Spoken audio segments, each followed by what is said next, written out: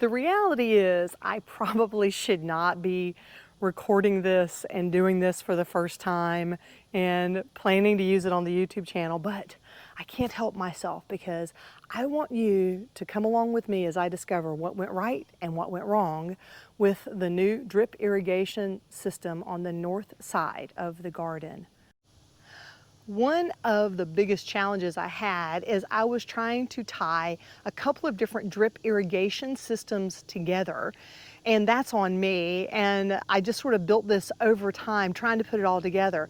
So now, before I turn the faucet on for the very first time, I'm going to take you down the whole path here so you can see what we have going on with the drip irrigation system.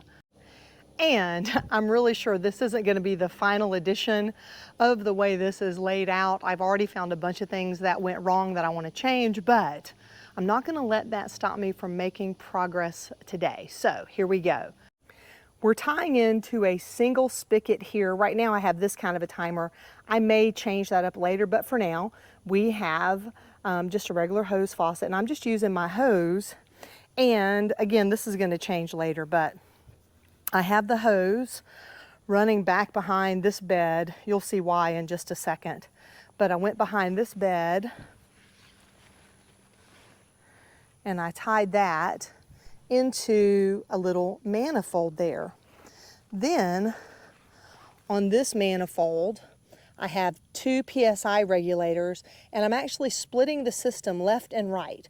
And that is because I have in this direction 4 different beds plus some trees, and then in this direction I have 4 different beds and 1 tree over here. And so I wanted to do the split in this way so I could maximize the 25 psi and get it to the end of each line, and I am well within the load carrying limits for this. I'm under 100 feet on each run.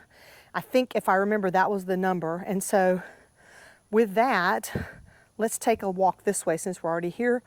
We have the PSI regulator. I'm just using poly tubing, and then that is hooking up to a T. I have a control valve, I have another elbow, and then into the bed with 1/2 inch. And then I have this 1/4 inch poly drip with the emitters already built in. And this is repeated on several of the beds. And so this happens to be a pepper bed. One of the things I like about using the poly tubing is, for instance, I don't have this bed set up yet. I'll be able to come right back in here and tie in a T and run the lines up on this bed. Then down here, I have a little garden helper. Hello, sir. But what I have is the Garden in Minutes plan, or the Garden in Minutes garden watering grid, but it comes with this manifold system here, which hooks up to a water hose. So I had to figure out how to hook the poly up to the water hose, and then on the other side continue the line. And so I'll talk about how I managed to figure out all these parts later. So then this poly goes over here. Oh, somebody has tripped on this morning and lifted it up. All right, and then the same thing in this bed, a riser, a cutoff, an elbow, and more of the drip irrigation up in this bed. And then at the end of the line in each bed with the drip irrigation, I just have this fold over cutoff to stop the water. And then I also can drain the line from here as well, which is good, though I would want to lift it and drain it out. So if I wanted to flush the line, I could just pull this off and let the line flush. Now on the back side here, we have our new hedges that we put in. This is a fruit hedge, and you can see the soaker hose around there because I do water it in once a week because it's newly established. And I plan to arrange the soaker hose, the opening of the soaker hose, which is down there right now, to come in and tie into this manifold as well. So we'll be able to also do a hose for the hedges, and I'll still have 1 extra manifold point if I want to hook in a different hose. Now, if we head back up, let's see, that would be west, then we have another Garden in Minutes grid, and I did the tie-in together. And eventually this will all be buried under the mulch, but this is just getting me started trying to figure it out. Then here we have another elbow, and this soil really settled, so I just put a couple of elbows so it didn't have to hang out on the top. And then running under here, I'll be able to drop a line to the fig if I want to, and I'll put a flow control on that so that when I don't want to water the fig, I don't have to. Here we have another garden in minutes little grid, and now we have poly tubing going through the little fruit orchard here, and my hope is I'll attach some 1/4-inch extension tubing and then build a loop for irrigation around each of the trees that are out here so they can be watered too. And I do plan to put small line control valves on them so I can say if I want or don't want those to be watered. Then finally, this terminates in the Asian wing bean bed. We have cucumbers growing in here, Asian wing beans, and a little bit of cabbage I put in hopes of getting some flowers up here. My salvia that I cut and put in here didn't make it, so I'll just leave that alone for now. But same on this end, I've got a way to release it so that if I want to flush the line, and then this drip irrigation is for the most part underneath the mulch. I'll come back and put it under the mulch, and we'll talk about that too. So one of the very first mistakes I made was not sequestering the garden in minutes panels on one side and the other panels on the other. Because of the way that the garden in minutes work, they require less time running than the regular drip irrigation that is over here. So this needs to run for a couple of hours. The garden in minutes needs to run for 15 to 20 minutes, just based on the way the water flow goes. And so that's my first mistake, but I couldn't correct it now because I can't get these grids off of some of the plants to swap them around. And plus some of them aren't the right size. Like I bought one for this bed, but I didn't install all the panels in it. So that bed's gonna have to be expanded next season in order to make it work. But for now, the plan is that the garden and minute beds all come with their own cutoff valve as part of the manifold. And so I'll set a timer for myself to just come out and walk around and just turn these off. Currently, it takes me about 2 to 2.5 hours to properly hand water all of the garden beds that I have here, not including Orchard Row, just getting a proper watering on when we're having a dry spell. And so just having to set a timer and come out and turn these beds off and then let that timer take care of the rest of the beds, still going to be a win for me. It's definitely progress.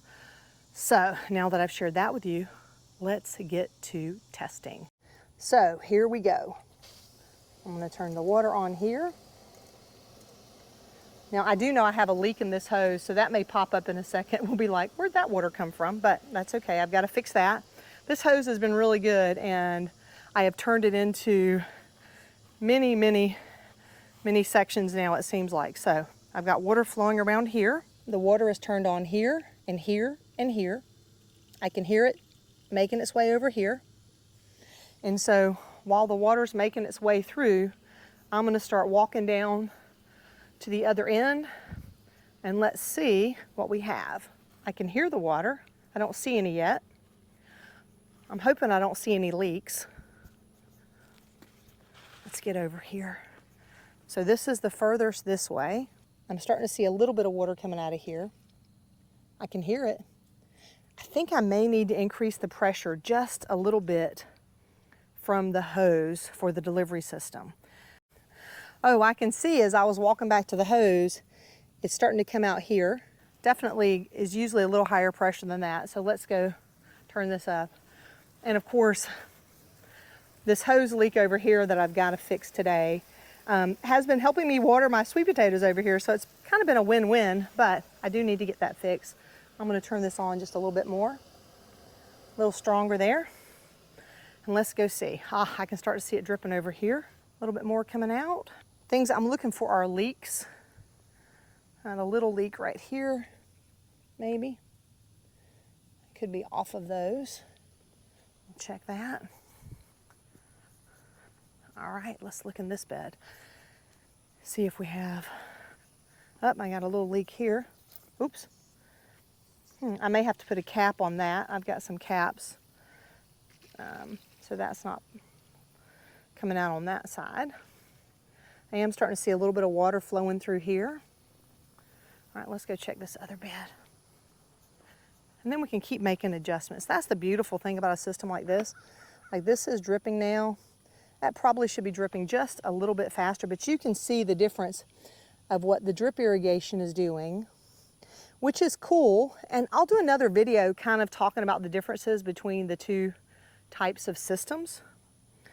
But I'm really excited not to see any significant leaks at any of these joints.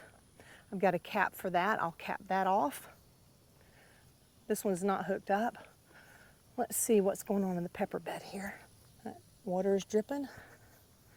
All right, not as much as coming out of this one as expected. All right, that's turned on all the way. Oh, here's that cap. I'll go put that on in a second. See if we're getting some water dripping in this one. Yep, we're seeing some drips there, like right there. All right, I'm gonna turn the water up just a little bit more because I do have the pressure regulators on, so I don't have to worry about that as busting out the lines. All right, so that's more. So I'm just gonna cap this one off.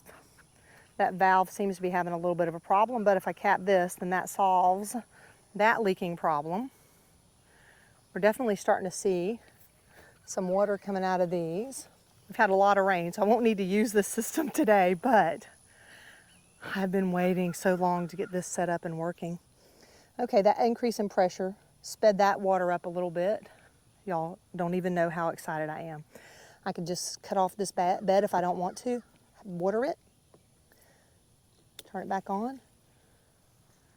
Wow, wow, wow. Same thing here. If I didn't want to be watering this bed, I could just cut this off right here. So I like having that flow control at every bed.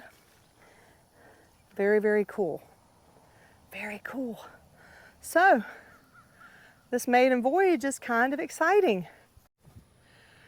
Now it's time for a little troubleshooting. So I think that with the Garden in Minutes grid, it needs a higher water pressure, obviously, than the drip irrigation needs. And so while it is dripping, it is not putting as much pressure out as possible. But I think the real culprit is this leak.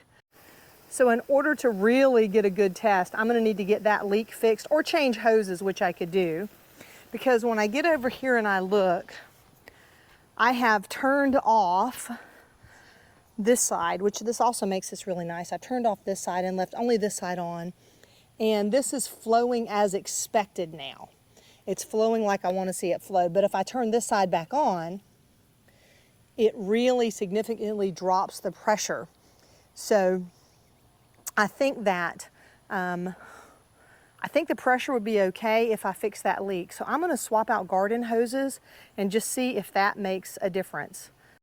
One thing I didn't know I wanted in a garden hose, but now I'm going to look for it every time, is an end that fully swivels. So check this out.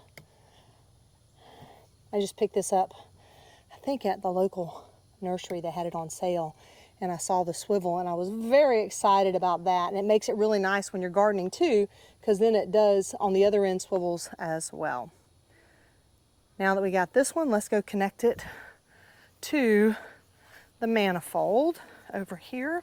Unscrew that one. It's probably going to take 2 hands to do this. Let's see if I can do this with magic. There's that. We'll screw this one in instead. I have found that in my current age, while I am, as Karen from Australia says, clacky-handed, finding these types of connectors that are bigger. I originally wanted a bunch of brass connectors, and I discovered that I can't handle them as well with my hands and with arthritis. So there, that's a little easier with 2 hands. But these bigger pieces make connections so much easier. And I've been checking out some new cutoffs and quick releases too, but I'll talk about those in another video. But it's kind of nice to have that feature as well. on here. Okay, let's fire it up this time and see if that does a little better. All right, that's on. Good, no leaks. Hear the water starting to come through. Let's see. Let us see here. And this is at the top of this line. So really, if we're gonna have any problems at the very first bed, we're gonna have problems further down. But here we go. The air's starting to get out of it. I can hear it starting to chirp down here as well. Making sure I have both valves open there. Let's go all the way to this one. Oh, we can see the water's coming out here. Lovely, lovely. Yes, this made all the difference. All the difference in the world. Oh, look at this now. This is almost like a full-on drip, drip, drip, drip, drip. A minute ago, there was actually time between them. And I'm not worried that things are overpressurized because I have those 25 PSI pressure regulator valves that I picked up. You know, these are looking good. Turn that. There. And just to show you the difference, like this garden in minutes has been on this bed and I have been manually attaching a water hose. These cucumbers right here were planted at the same time as these cucumbers. The difference was I was hand watering this bed when it was first planted and the other one had the drip irrigation. So while we're here, let's take a look at our water flow. That's going good. Look at the very last one. We got drips coming out here as well.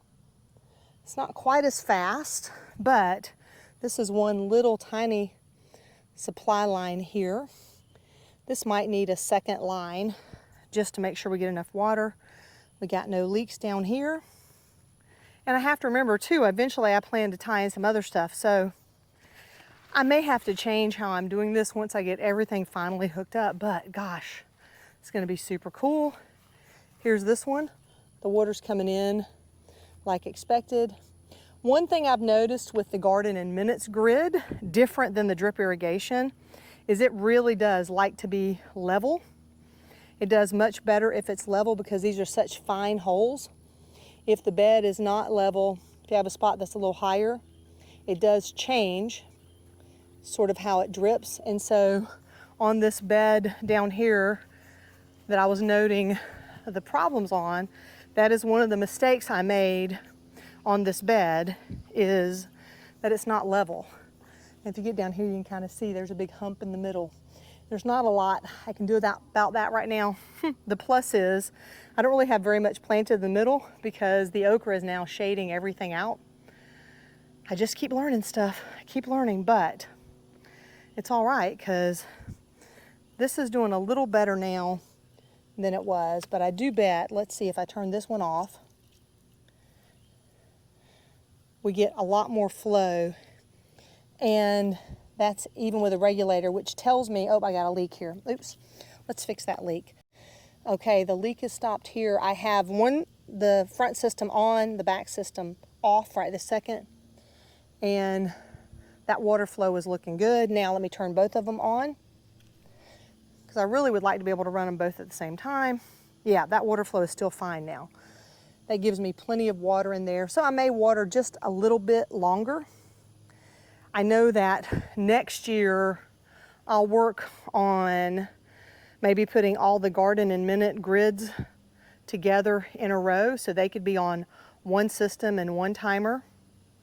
And then the drip irrigation on a separate timer and maybe a separate hose. I don't know, but I'm learning. And isn't that what gardening is all about? You get to learn something and you get to eat what you learn. I always think that's kind of fun, but that cucumber difference just still blows me away. And we've had probably a dozen cucumbers off of here and none off of the other one, even though they were planted at the same time. Now this is interesting. We can look here. The water pressure on this side seems to be a little better, but this is more level. I worked to level this one out after I realized my mistake on the other one. And so these are just little lessons. You just keep learning and adjusting. And I could go and make that other one level. I could mess around with that and do it. Let's take a look down here. Some good flow there. A little more flow here than there. That's interesting. Oh no, there it is. There it is. So overall, this is pretty exciting. While Garden in Minutes did send me out the garden bed and one of the grids, I bought the other two myself because I had planned to test them out. And I made a video last year about the world's fastest drip irrigation. And the Garden in Minutes, honestly, it's faster because you don't have to do anything but hook up a hose. Put a few pieces together and hook up the hose. Hook up the hose. The drip irrigation system that I have here is from Mr. Landscaper. It is made in the USA. I'm not sponsored by them. Hopefully at some point I could become an affiliate. That would be kind of fun because they ship really fast. They're right here in Florida and everything's made in the USA. And the interesting part about setting up the drip irrigation, the biggest problems I had was figuring out how to tie the two different systems together. And because I'm not a plumber and I've never done this before, it was trial and error. So I had to place a bunch of different orders. There were people at Mr. Landscaper who would have been happy to talk to me, but I wanted to figure it out for myself. But I'm very happy with the products and the quality from both companies. One of the things that I really like about this from Mr. Landscaper is the ability to remove this. And so because it's not on a barb that is permanent, I can actually just put a little warm water on, I can unscrew it, put a little warm water, pop it apart, and rearrange things if I want to. And so that was a really nice feature. And they had all kind of parts, and I sort of built this myself. They sell kits and stuff, but I originally found their products at one of the big box stores on clearance, and then when I started doing some research, I found out that I could just order direct from them and get all the parts here, and they're in Florida too, so it usually only takes a couple of days for my parts to get in. So I would love your comments. I would love your thoughts below about what I could do to improve this right now. Boy, I'm not even 11. It's so hot out here this morning. It's humid. It's not hot, it's humid. I'm just dripping off with sweat. But please, in the comments below, I welcome any thoughts, suggestions. Next year I may end up just splitting them off on different timing systems and have multiple lanes of tubes going through. I was trying to go as simple as possible and then build on it instead of trying to overcomplicate things, which I am an expert at. Not an expert at gardening, an expert at overcomplicating things. If you liked this video and you want to see more of what's growing on here in the meadow, be sure to check out this video over here. I'll let YouTube pick the one that's going to be right for you. Until next time, my friends, remember to drink plenty of water, wear that high quality sunscreen, and just always have a fantastic day.